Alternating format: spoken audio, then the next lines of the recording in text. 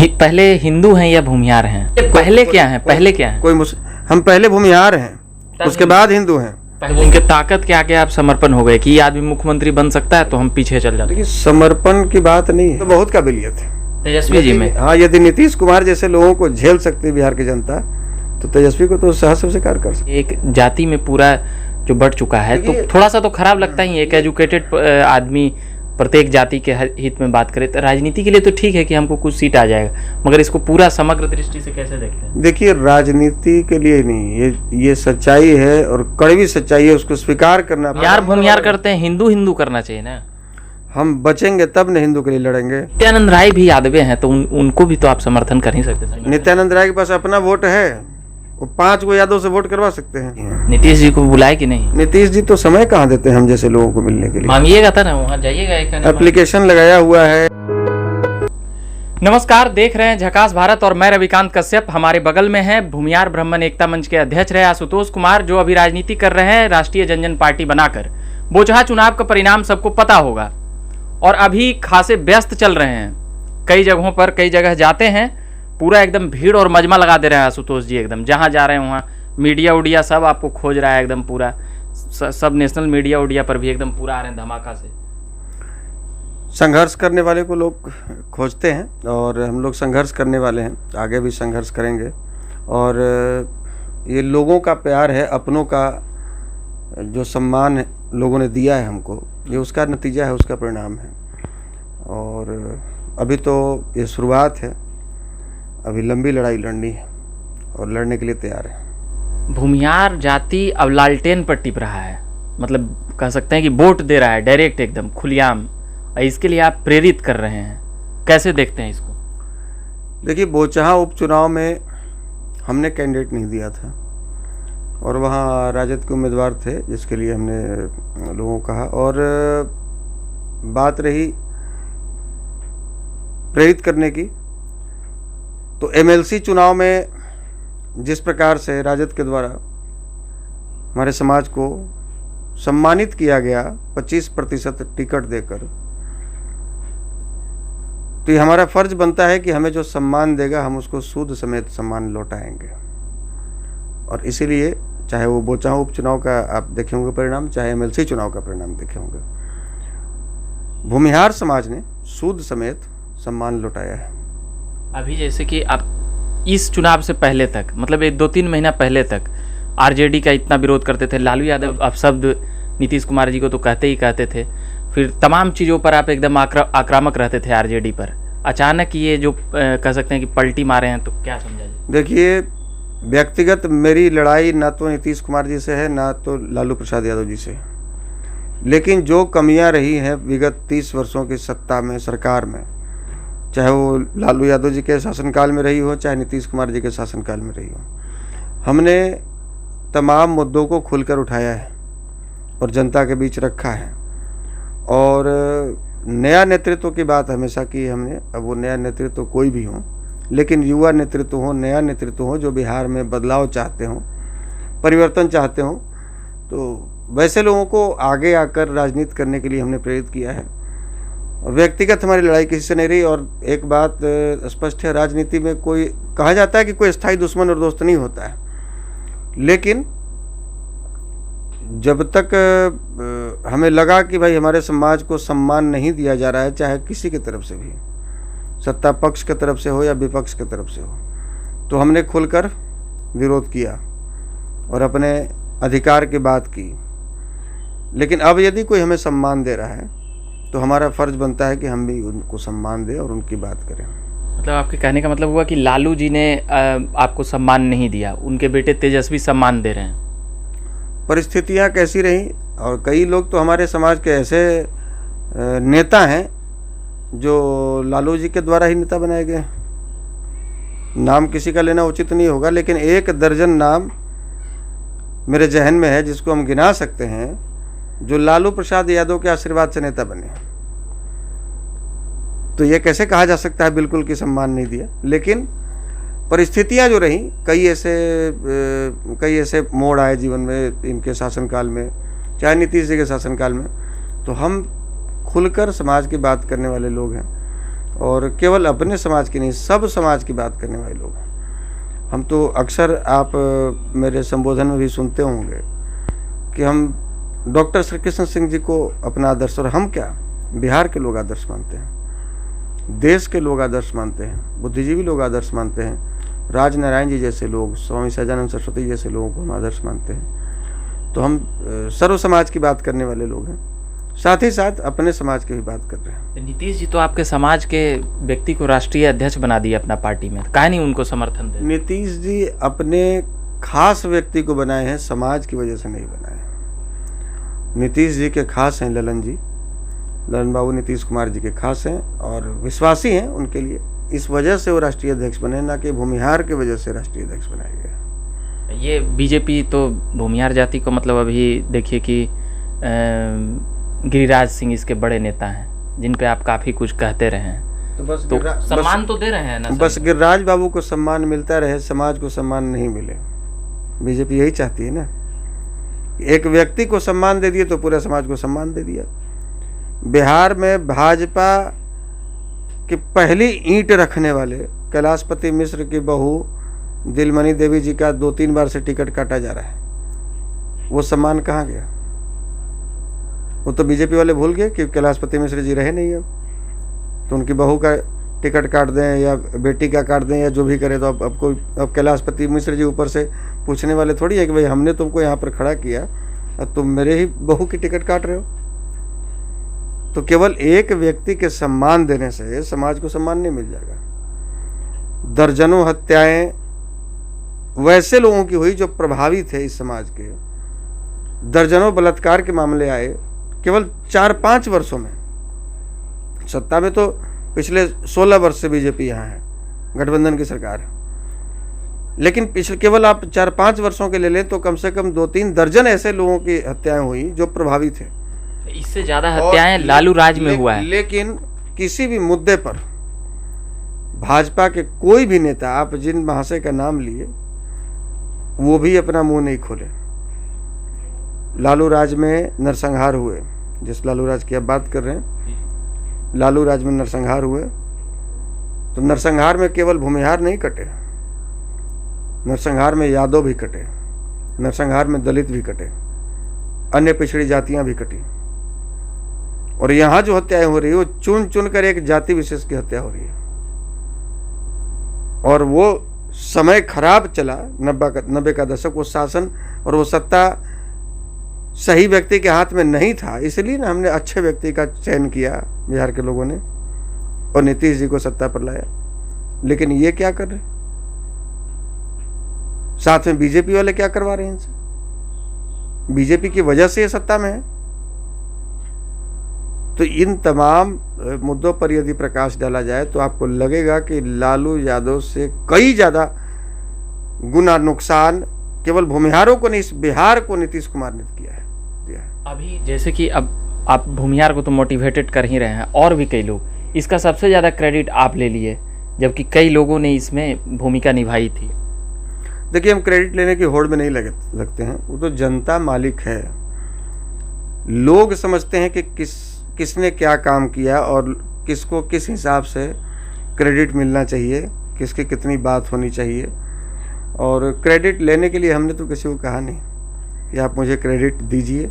लोग समझ रहे हैं, चाहे आपके जैसे मीडिया में जो लोग हैं, पत्रकारिता कर रहे हैं, ज़मीन पर ग्राउंड रिपोर्टिंग कर रहे हैं, गांव-गांव घूम रहे हैं, तो लोगों से जो फीडबैक आ रहा है उसके आधार पर आप क्रेडिट दे रहे हैं कि आशुतोष जी आप वहाँ गए तो ऐसा माहौल बना। तो वो क्रेडिट देने और लेने की बात नहीं होती है। यदि आप संघर्ष कर रहे हैं और सकारात्मक काम कर रहे हैं तो एक न एक दिन उसका परिणाम सामने आता है और आपको जनता खुद ही क्रेडिट आगे चलकर बढ़कर दे देती है, आपको क्रेडिट मांगना नहीं पड़ता है। 24 और 25 है, 24 में मान लिए कि आपका जो पार्टी है एक आध गो सीट दे दिया, तो आप किसके साथ जाना अच्छा समझेंगे? केवल सीट देना और सीट लेना मकसद नहीं है। अभी सीट आप चुनाव चाहते होंगे ना, विधायक सांसद बने, ये सब रहता है ना नेता? देखिए, कोई भी पार्टी, जब कोई व्यक्ति पार्टी बनाता है तो उसका मकसद होता है कि हमारे पार्टी के सिंबल पर अधिक से अधिक संख्या में लोग विधायक बने, सांसद बने, एमएलसी बने, राज्यसभा जाएं। तो ये तो हर पार्टी की इच्छा होती है। और हमारी भी है, लेकिन केवल सीट के लिए नहीं, केवल टिकट के लिए नहीं, कुछ कंडीशन है, उन कंडीशन पर पहले बात होगी। और केवल एक हाथ से ताली नहीं बजती है, केवल हमारा ही कंडीशन नहीं होगा, अगले का भी कंडीशन होगा, और मिल बैठकर हम लोग इस पर चर्चा करेंगे। तेजस्वी में क्या योग्यता देखते हैं कि मुख्यमंत्री के लिए आप एकदम तैयार हो गए?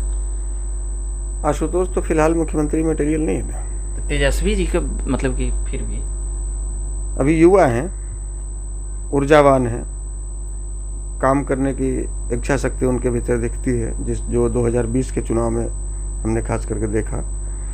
अकेला वो नौजवान भाजपा के और जेडीयू के एनडीए गठबंधन के तमाम बड़े बड़े दिग्गजों पर भारी पड़ गया। ऊर्जा है, काम करने की इच्छा शक्ति है, और समझदार हैं, हर बात को तौल कर रखते हैं। तो हमें लगा कि अभी उनके भीतर काबिलियत है, और उनके सामने अभी दूसरा कोई और है भी नहीं। मतलब उनके ताकत के आगे आप समर्पण हो गए कि ये आदमी मुख्यमंत्री बन सकता है, तो हम पीछे चल जाते। देखिए, समर्पण की बात नहीं है, एक्सेप्ट किसी न किसी को तो कीजिएगा। नीतीश कुमार को क्यों एक्सेप्ट कर रहे थे? कोई एक काबिलियत बताइए। 16 साल से बिहार की जनता नीतीश कुमार को झेल रही है, कोई एक काबिलियत? मतलब इस नौजवान में तो बहुत काबिलियत है, तेजस्वी जी में। हाँ, यदि नीतीश कुमार जैसे लोगों को झेल सकती है बिहार की जनता, तो तेजस्वी को तो सहज स्वीकार कर सकती है। मतलब बनवा दीजिएगा एकदम। देखिए, जो अच्छा है, जो कुछ बदलाव चाहता है, जो युवाओं के लिए रोजगार सृजन करना चाहता है, रोजगार की बात भी उन्होंने हमेशा की है, तो हम वैसे लोगों का समर्थन जरूर करेंगे जो एक नया सोच के साथ में नया बिहार बनाने को संकल्पित हो। कई लोग कह रहे हैं कि परशुराम जयंती के बहाने आशुतोष कुमार मतलब कि अपना राजनीति कह सकते हैं कि मकसद पूरा करना चाहते हैं। ये तो हर बार होता है, जब भी हम कोई बड़ा कार्यक्रम करते हैं, चाहे इसके पहले सर्किट मेमोरियल हॉल में किए थे, चाहे गांधी मैदान में किए थे, तो उसमें भी लोगों ने कहा था कि गांधी मैदान में रैली करके अपना राजनीतिक मकसद पूरा करना चाह रहे हैं। तो गांधी मैदान रैली हुए 2 साल हो गया, कहाँ राजनीतिक मकसद पूरा हुआ हमारा? सर्किट मेमोरियल हॉल में हमने 3 साल पहले कार्यक्रम किया, कहाँ हमने राजनीतिक मकसद पूरा कर लिया? कुछ लोग कहे कि जब डाक बंगला चौराहा पर 10,000 लोगों के साथ में हम नीतीश जी घेराव के लिए जा रहे थे तो लाठीचार्ज हुआ। कुछ लोग कहे कि अपने राजनीतिक मकसद के लिए लोगों को पिटवा दिए, कहाँ हमारा राजनीतिक मकसद पूरा हुआ? तो ये लोगों के क्या नज़रिया है, लोगों का क्या प्रतिक्रिया आता है, वो उससे हमको कोई फ़र्क नहीं पड़ता। हम अपने उद्देश्य पर कायम हैं और चलते रहेंगे। आप खुद को मानते हैं कि नहीं कि भूमियार में हम एक बड़ा नेता हो गए हैं?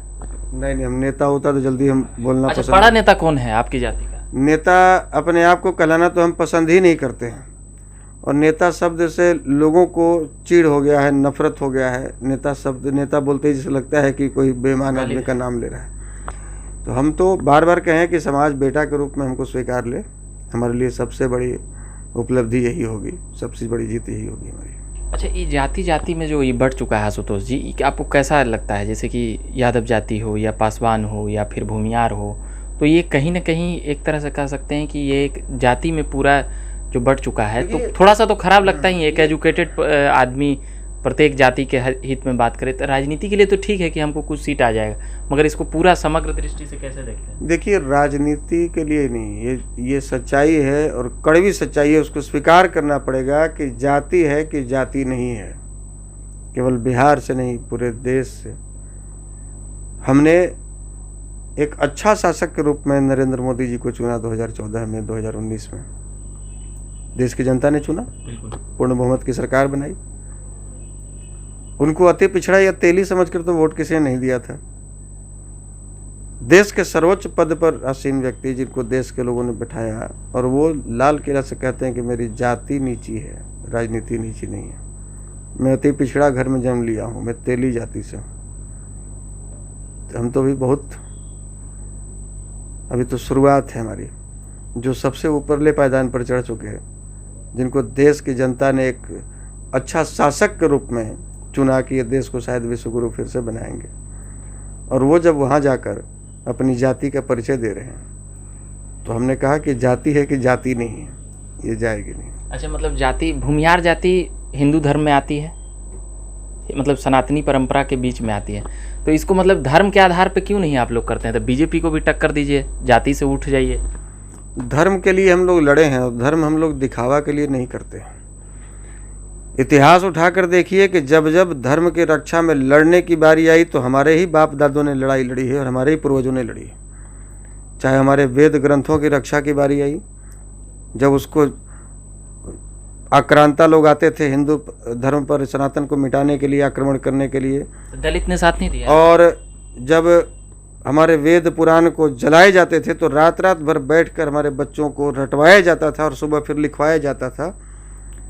क्षत्रिय छत्रानियाँ अपने 12-14 साल के बच्चों को तिलक लगाकर युद्ध के मैदान में भेज देती थी, तब जाकर ये क्षेत्र हमारा सनातन बचा है।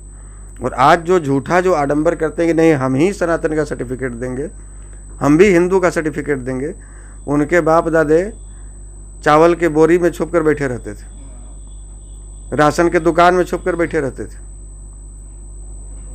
वो नहीं आते थे लड़ने के लिए, लड़े हम लोग। अच्छा, दलितों का कहना है आज भी किसी भी भूमिहार ब्राह्मण के गांव में आप चले जाएंगे तो आपको हनुमान जी वाला झंडा घर के आंगन में जरूर मिल जाएगा।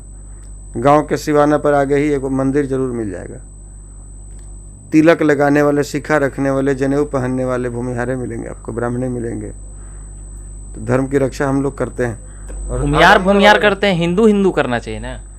हम बचेंगे तब न हिंदू के लिए लड़ेंगे। तो पहले तो अच्छा, पहले हिंदू है कि पहले भूमिहार है? हम 30 साल से तो हिंदुए के लिए वोट कर रहे हैं। हिंदुत्व के, बीजेपी का है, हिंदुत्व के नाम पर ही कर रहे हैं जी।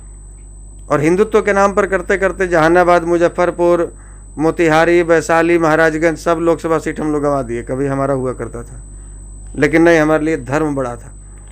और धीरे धीरे अब 3 पर सिमट गए। कभी 9 सीट हमारा लोकसभा यहाँ से जीत कर हम जाते थे।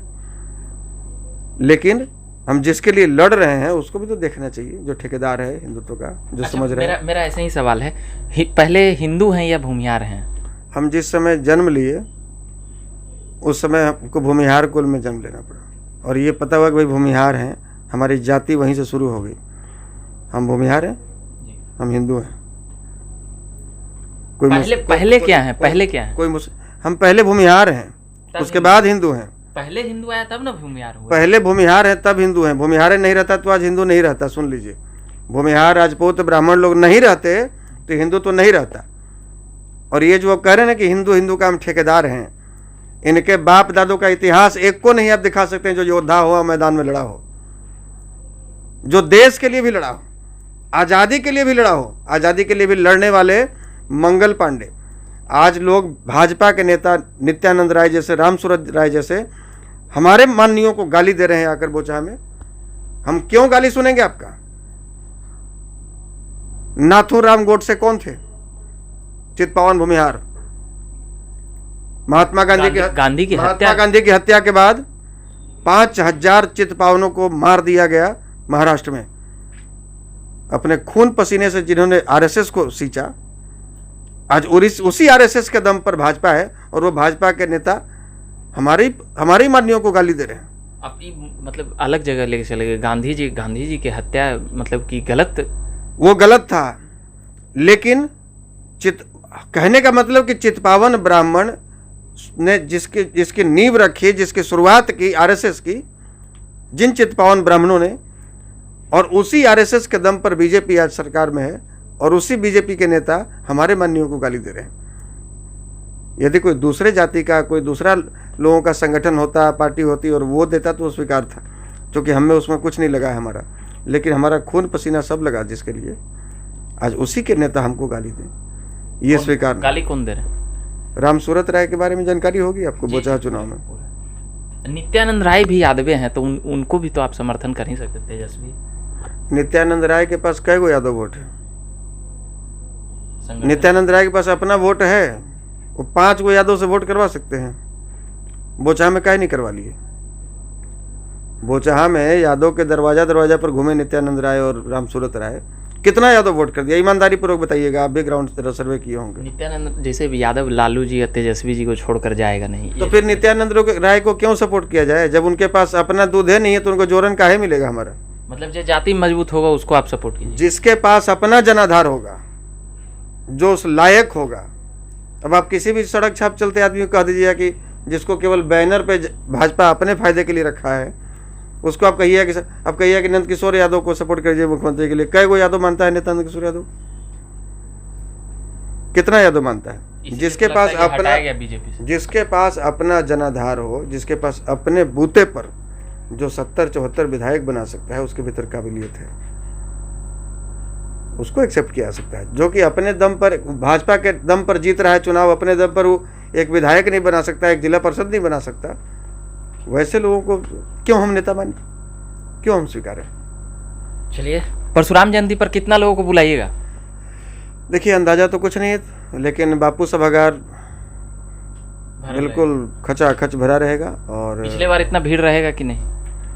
हाँ, पिछले बार तो ओपन में हम लोग किए थे गांधी मैदान में। इस बार तो गर्मी बहुत है, फिर ओपन में ही करना था हम लोगों को, लेकिन इतनी गर्मी है, अभी 42-43 डिग्री टेम्परेचर है, तो उस समय तक तो और भी ज़्यादा भयावह स्थिति हो जाएगी। तो लोग बहुत देर तक उतने धूप में टिक नहीं पाएंगे। टेंट समयाना भी लगाएंगे तो उतना सक्सेस नहीं होगा, इसलिए हम लोगों ने बापू सभागार में किया है। चलिए, आप विपक्ष के नेता को बुलाए, मतलब विपक्ष के नेता को बुलाए, तो सत्ता पक्ष के नेता को बुलाए कि नहीं? जी हाँ, जो लोग से भी हमारी बात हुई, और कोई पार्टी बेसिस पर किसी को हम लोग नहीं बुलाए हैं। सब उसमें बीजेपी के भी लीडर्स हैं, इसमें और दूसरी जातियों के भी हैं। नीतीश जी को बुलाए कि नहीं? नीतीश जी तो समय कहाँ देते हैं हम जैसे लोगों को मिलने के लिए। मांगिएगा था ना, वहाँ जाइएगा। एप्लीकेशन लगाया हुआ है, उनको फ़ोन किया गया है, उनका जो लैंडलाइन नंबर है उस पर भी फ़ोन कर दिया गया है, कारण बता दिया गया है, लेकिन उधर से कोई फीडबैक नहीं है, कोई कॉल नहीं है। नहीं मिलते हैं मतलब? वो चाहते नहीं है, उनको लगता है कि पता नहीं। राजा घोषित कर लिए या मुख्य, मतलब कि वो तो कहते हैं हम जनसेवक हैं, अभी पूरा दौरा उरा कर रहे हैं। हाँ, जनता से मिलते भी हैं। आपसे नहीं मिलते? जनता से मिलते भी हैं, घर घर जाते हैं, हालचाल पूछते हैं। तेजस्वी से मिल लिए, इसीलिए लगता है गड़बड़ा गए हैं। वो सोचे कि उन्होंने मिल ही लिया। तेजस्वी से पहले वो कई बार हमसे मिले, पहले भी तेजस्वी से पहले भी उनसे कई बार हम लोग मिलने का समय रखे, मांगे, सवर्ण आयोग की मांग को लेकर, चाहे EWS में उम्र सीमा में छूट देने की मांग को लेकर, या बिहार में कई ऐसी वैकेंसियाँ निकली जिसमें EWS को कोटा ही नहीं दिया गया। इन सभी चीज़ों को लेकर हमने मुख्यमंत्री जी से उनके कार्यालय में, उनके आवास पर कई बार कॉल किया और उनसे समय मांगा, फैक्स भी करवाया, लेकिन वो मिलना नहीं चाहते हमसे। तो जो इतना दूरी बनाए हुए उनको आमंत्रण देकर क्या करेंगे? वो आएंगे भी नहीं। आप जो मेन सवाल आता है कि आप उनके खिलाफ वोट को भड़का रहे हैं, इस कारण ये एक पॉइंट हो सकता है। देखिए, हम भड़काने उड़काने की तो बात नहीं है। यदि वो गलत करेंगे तो उनका विरोध तो होगा, उनके गलत नीतियों का विरोध करेंगे और खुल कर करेंगे। वो आए चाहे नहीं आए, चाहे वो बात करें या नहीं करें, मिले या नहीं मिले, कोई फर्क नहीं पड़ता हमको। चलिए, अभी के लिए इतना ही कहेंगे, और भी तमाम सवाल करते रहेंगे आशुतोष कुमार से। अभी मैं बात कर रहा था आशुतोष कुमार जी से। अभी 3 मई को परशुराम जयंती मनाने वाले हैं आशुतोष जी, इसके लिए हम अभी बधाई शुभकामनाएं दे देते हैं। धन्यवाद आपको और झकास भारत के तमाम दर्शकों को मेरा शुभकामनाएं, बहुत बहुत धन्यवाद है। चलिए, बने रहिएगा झकास भारत के साथ। मेरा नाम हुआ रविकांत कश्यप, और भी तमाम बिहार की पॉलिटिकल अपडेट सुनने के लिए देखते रहिएगा। धन्यवाद।